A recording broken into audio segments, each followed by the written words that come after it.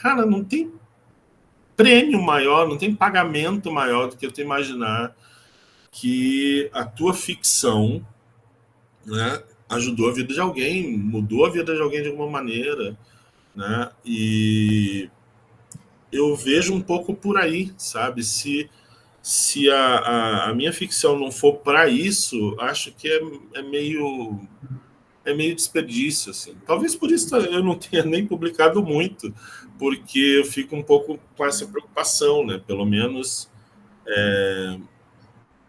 eu quero imaginar que cada livro meu é meio que um projeto meu, né? Eu consigo olhar para os meus romances, são 4 agora, né? Eu consigo olhar para eles e falar assim, não, eu escrevi esse romance porque eu quero que as pessoas pensem um pouco sobre isso aqui, né? O Merci é um pouco assim, né? O Merci é um livro em que eu comecei a pensar assim na questão não se eu tenho preconceito ou não, mas onde estão guardados os meus preconceitos? E como é que eu escrevo uma história para fazer o meu leitor se dar conta disso, de que sim, todos nós temos preconceitos, e o caminho é a gente ter ciência disso e não fingir que não existe. Daí veio a ideia do Merci, que é esse livro meio espelho, né? Que tem essa personagem que eu não defino em nenhum momento se é masculina ou feminina. E eu estou recebendo uma pressão enorme de leitores querendo saber. É um menino, não é? Merci é uma menina, não é? E eu não falo nada. Eu falo assim, eu sei o que eu escrevi, mas não tenho resposta para te dar. Porque eu queria esse efeito de espelho no final, né? Das pessoas lerem sem muito se dar conta disso, mas chegar no final e se perguntar por que a história que eu li é a história de um menino? Por que a história que eu li é a história de uma menina? Já teve gente que leu o personagem como não binário, como trans, né? Como bissexual. Por quê? No que isso implica? E por que eu vejo dessa maneira?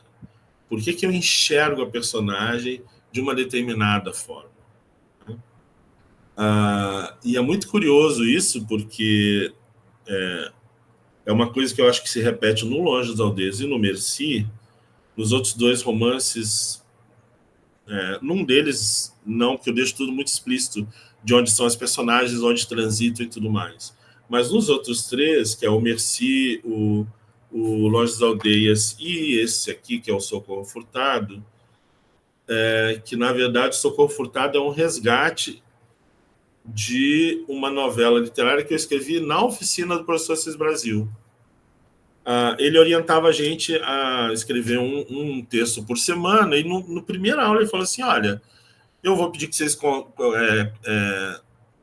construam uma personagem feminina, e quem for esperto, de repente vai escrever toda semana sobre essa personagem feminina, e ao chegar no final do semestre, vocês vão ter o esqueleto de uma novela literária. Acho que eu fui o único que fiz isso na minha turma, mas acabou saindo a Socorro Furtado, que eu escrevi lá em 2008, foi premiada até em 2008, ganhou uma menção honrosa lá em Manaus, mas eu nunca acreditei nesse livro, até que um meu amigo editor de Curitiba pediu para ler o original, que alguns alunos meus comentaram com ele, eu usava alguns trechos do livro como exemplos de aula e tudo, e aí ele resolveu publicar o Socorro. Mas tanto no Socorro quanto no Longe das Aldeias, no Merci, eu não especifico o espaço físico, não digo onde se passa a história. Muitas vezes não tem grandes especificações do tempo, né? O Socorro Furtado dá a entender que é década de 40, porque fala em radionovela e tal, mas eu nunca especifico muito. E muita gente no lançamento do Merci se surpreendeu quando eu disse assim, não, na minha cabeça, ao escrever, a história do Merci se passa em Porto Alegre, né? A cena em que Merci trabalha num bar é um bar da Cidade Baixa. Só a Daniela está entendendo minhas referências. Né? Mas vocês precisam ir para Porto Alegre para conhecer. Aí as pessoas ficaram surpreendidas porque o livro não dá isso como esteio. Você não precisa disso para entender a história. Então você pode ler Merci em São Paulo e imaginar Merci trabalhando num bar da Vila Madalena, né? e sendo vítima de tráfico humano, né, nas cidades ali da Serra. Sempre tem uma serra perto de uma capital brasileira, então, assim, dá para ir encaixando essas coisas. E eu gosto de trabalhar assim, porque eu acho que o cerne da história raramente precisa ser o local onde ela é descrita, a não ser que tenha um fundo histórico importante, né? Eu estou escrevendo agora uma outra novelinha que é meio que uma denúncia da ditadura militar, que tem a ver um pouco com a minha história pessoal de ex-militar. Aí sim, eu preciso especificar lugares, preciso especificar datas, eu preciso especificar nomes, né? Se bem que tem o nome de um famoso que fica subentendido quem é, mas eu não dou o nome dele no texto em respeito à pessoa, né? Já falecida e tudo mais, que foi vítima da ditadura, vítima desse personagem do livro. Então, eu acho que não sei se eu me perdi no meu pensamento, mas eu gosto de trabalhar a minha literatura nesse sentido, assim, de dar os elementos que eu considero essenciais para a história, né? Talvez por isso os livros sejam tão fininhos. Eu estou até pensando assim que, por questões mercadológicas, eu preciso começar a descrever mais ambientes com cortinas e sofás, porque, né, os livros não estão parando em pé sozinhos, eles estão precisando de um amparo na prateleira para poder ficar, são muito fininhos. Mas eu não consigo escrever uma história muito maior, sabe?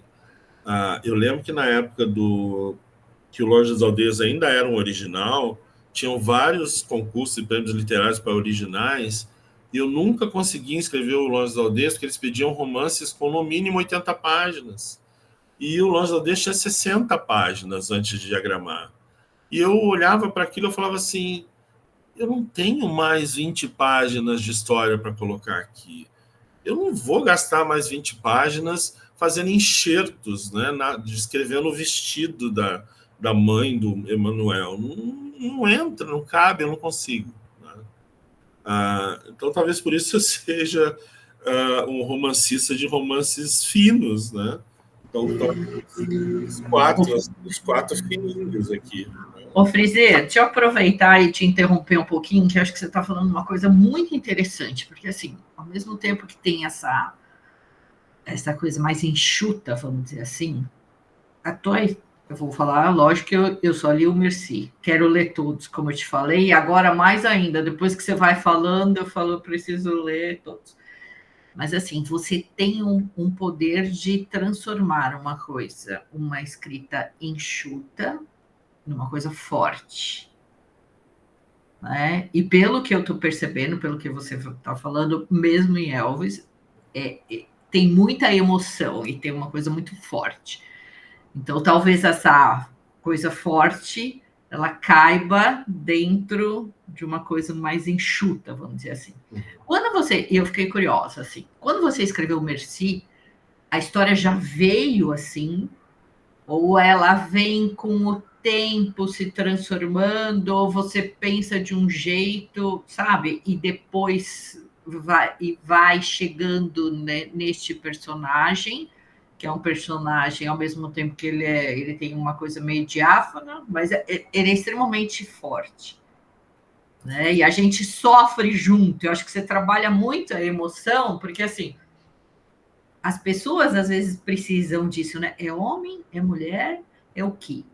A gente precisa rotular, mas independente do rótulo, eu acho que isso tem essa sua, né, essa sua provocação, é um personagem que a gente sofre junto com ele, né, nessa busca de quem ele é, né, do que ficou, do que veio antes.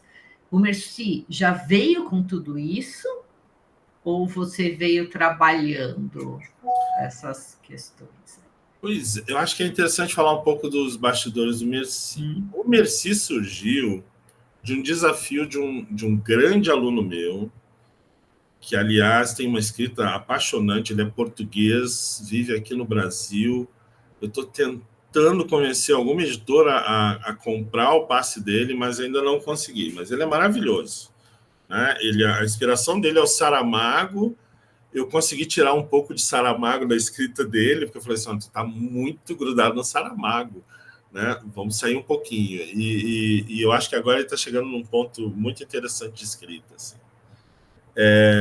E ele falou assim, professor, está tendo um concurso aí da Amazon, prêmio Kindle, e eu estou pensando em concorrer. Ele concorreu até. O e-book dele está publicado até hoje na Amazon, chama O Viés, Lourenço Moura, se tiverem curiosidade depois. E ele falou assim, por que você não publica alguma coisa também? Vamos concorrer juntos? Aí eu falei assim, Lourenço, eu não tenho nada. Mas vamos ver, né? Até quando? Aí tinha mais um mês de prazo, mais ou menos. E eu escrevi o Merci. O Merci foi escrito, na verdade, em 15 dias. O que não quer dizer que seja nada super poderoso, porque o Lojas da Aldeia levou 20 anos para ser escrito. Aliás, Daniela, eu fui no Colégio Anchieta, em Porto Alegre, para falar do Lojas da Aldeias. Né? Um grande amigo meu, que era professor da Anchieta, me chamou para falar com a turma dele do terceiro ano, né? Do ensino médio. E aí abriu para perguntas. A primeira pergunta que a aluna da frente fez assim, quanto tempo o senhor levou para escrever o Lojas das Aldeias, né? Eu falei assim, olha, do momento em que eu li a notícia que motivou o livro até a publicação dele, foram 20 anos. A guria olhou para mim com uma cara... Ela meio que lembrou, né, a finura, ela olhou para mim com uma cara, tipo assim, você deve ser muito lerdo, 20 anos para escrever isso. Mas eu estou trazendo essa história porque eu acho que Merci vem de uma certa maturação de muita coisa que me fez, quando sentasse na frente do computador para escrever o Merci, isso viesse muito junto. Assim. Juntou a minha aproximação e a minha preocupação com o tema da violência e do abuso sexual. Né? É um tema que eu tratei já no Lojas Aldeias. É um tema que eu trabalho num projeto web que eu tenho com uma amiga minha, que até a minha coautora neste romance aqui, o Passa ao Limone, a Nurit Gil, que é o projeto Pode Gritar, que é um projeto em que a gente usa a literatura para ajudar vítimas de violência e abuso sexual. Né? Não é um projeto de denúncia de crimes, é um projeto de dar voz para as vítimas, que muitas vezes não conseguem falar sobre o assunto. Né? E a gente pensou, então, vamos usar a literatura para que essas pessoas façam os seus desabafos com a gente convida um escritor voluntário que pega essa história, despessoaliza a história, então tira nomes, tira lugares, né? E dá um tratamento literário para essa história ser publicada no site do Pode Gritar, para que a própria vítima tenha o seu momento de ver a história ali divulgada e para que outras vítimas, lendo aquela história, vejam que muitas coisas que se passaram com elas não são só delas. Né? Que, por outro lado, acho que foi um livro que eu escrevi também rápido por conta da minha proposta estética de escrever o livro como um grande poema, né? De usar não um grande poema, eu não vejo ele como um grande poema, mas eu vejo ele como um romance escrito em versos, para eu poder usar a estrutura do verso para ir criando os impactos que eu queria criar no texto. Né? Eu não consigo ver muito a história do Merci sem esses impactos. E eu acho que a construção do verso me permite esses impactos. Que talvez o texto em prosa corrido, eu imagino assim, se eu for pegar Merci um dia e fizer uma versão em prosa para a série Vagalume, não vai ser a mesma coisa, sabe? Porque o verso te permite isso, ele te embala de certa maneira, tem a questão da melodia, mas ao mesmo tempo ele te permite cortes também e repetições que o texto em prosa não pega bem. E eu queria só, que eu fiquei muito curiosa, porque assim, eu acompanho a Dublinense há muito tempo, gosto muito deles, né? Já te conhecia, né? Pelo Eduardo, pelo Faraon. E assim, eu gosto muito dos projetos da Luísa Azardo. Muito, muito. Eu acho que ela é assim, uma das artistas mais talentosas que eu vejo.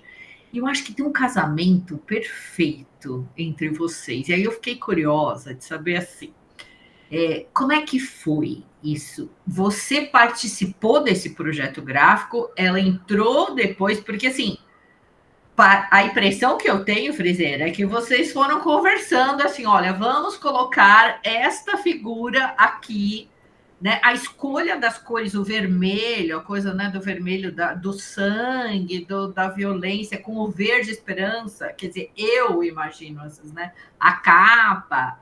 Foi uma coisa, eu acho que assim, é um projeto lindo, mas eu acho que vocês casaram tão bem que a impressão que eu tenho é que vocês foram conversando durante todo o projeto. Aí eu queria ouvir um pouquinho de você e liberar para a Dani fazer a pergunta dela, que eu isso daí, desculpa, viu, Dani? Eu, quando eu recebi o projeto gráfico, que eles mandaram o PDF do projeto gráfico, primeiro que a Dublinense trabalhou total surpresa isso, né? Eu não sabia que ia ter um projeto gráfico com essa dimensão, com ilustrações no meio das páginas. Isso eu acho que é uma visão de editor maravilhosa que eles têm, porque, em geral, o livro de poesia ele ganha muito com as ilustrações. Mas eu não tive participação nenhuma. A Luísa pensou tudo isso aqui e ela foi tão feliz que quando eu recebi o projeto gráfico em PDF, eu tive um momento Tom Dutra, assim, eu comecei a chorar, porque, sabe, eu não acreditava, a começar pela capa. A única coisa que eu passei de briefing, se eu posso dizer assim, é que, assim, olha, alertem para o capista, que eu nem sabia que ia ser a Azardo, né, que já tinha feito maravilha lá do Longe das Aldeias. Aliás, sou muito grato a Dublinense, que o Longe das Aldeias foi o primeiro livro que eles refizeram, né, com o que a gente chama na editora de raios ardificador. Né? Foi o primeiro que ela pegou e retrabalhou. Agora eles estão relançando outros livros do catálogo com esse layout. Né, com esse layout, com esse olhar editorial da Luísa. Mas não, o projeto é todo dela, ela teve as ideias, ela casou as imagens, e eu acho que o livro respira muito pelas ilustrações dela, assim. Em alguns momentos é bastante emocionante, sabe? Você se casa com o livro, né? E tem uma coisa, o traço que ela escolheu para o Merci tem essa coisa de personalismo, então parece que são os desenhos de Merci na agenda dela, né? Me passa um tanto isso, assim. Sou muito grato ao projeto gráfico deles, sabe? É muito legal, assim. E a Dublinense, ela é muito generosa comigo, né? Eu não me considero um autor importante da editora, não me considero um autor importante da literatura brasileira, e eles me tratam assim com uma deferência muito grande, sabe? É um carinho muito grande do Longe das Aldeias, que vez por outra ele é citado ainda pela editora. Tem gente como o Eduardo Krause, que é o nosso querido escritor, mas também é o homem da divulgação da Dublinense. Ele está sempre recomendando Longe das Aldeias, de vez em quando aparece alguma coisa sobre o livro. E vou até contar uma fofoquinha carinhosa, assim. Quando eu lancei o Socorro Furtado, que é um livro do qual eu não acreditava muito, né? Como eu contei para vocês, foi o editor lá de Curitiba que falou, não, quero publicar esse livro, porque eu acho que esse livro é uma aula de literatura, até porque cada capítulo era uma das tarefas do Assis Brasil, então acho que por aí que ele vê, né? E ele começou a usar trechos do Socorro Furtado nas aulas dele, que ele também dá aula de escrita, aí meio que eu acho que isso motivou a publicação do Socorro. Mas a fofoquinha carinhosa é que quando o ROSP começou a ver a divulgação do Socorro Furtado, ele me mandou uma carinhosa mensagem por WhatsApp dizendo assim, da próxima vez que você tiver qualquer coisa para publicar em prosa, entre em contato com a Dublinense antes.